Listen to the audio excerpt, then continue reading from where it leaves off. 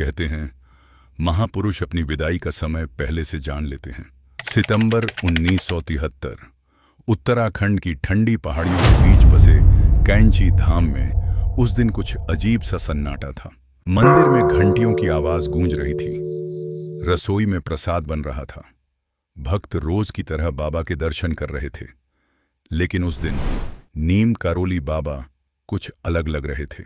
उनके चेहरे पर एक गहरी शांति थी और वो हर आने वाले इंसान को ऐसे देख रहे थे जैसे किसी को आखिरी बार देख रहे हों। तभी एक भक्त ने धीरे से पूछा, बाबा तबीयत ठीक है ना?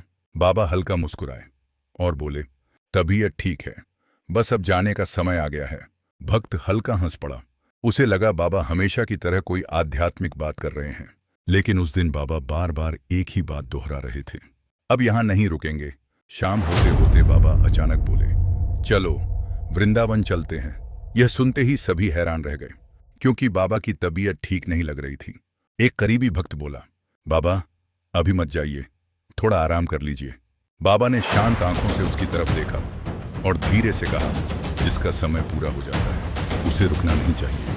कमरे में अचानक सन्नाटा छा गया। किसी को समझ नहीं आ रहा था बाबा आखिर ऐसी बातें क्यों कर रहे हैं। अगली सुबह बाबा ट्रेन से निकल पड़े, साथ में कुछ करीबी भक्त भी थे। पूरा सफर बाबा धीरे धीरे राम राम का नाम जपते रहे, लेकिन अब उनकी सांसें भारी होने लगी थी। भक्त घबरा गए। एक ने कहा, बाबा अस्पताल चलते हैं। लेकिन बाबा बिल्कुल शांत थे।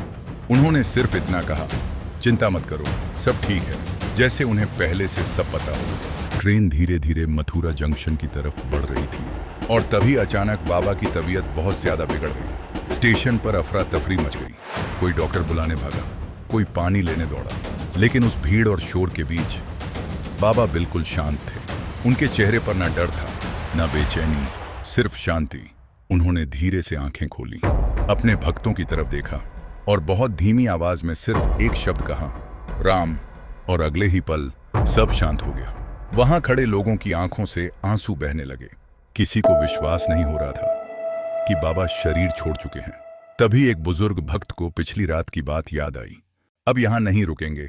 उसकी आंखों से आंसू निकल पड़े, क्योंकि अब उसे समझ आ चुका था, बाबा को सब पहले से पता था। बाद में बाबा के पार्थिव शरीर को वृंदावन ले जाया गया, जहां हजारों लोगों ने उनके अंतिम दर्शन किए। हर तरफ रोने की आवाजें थीं।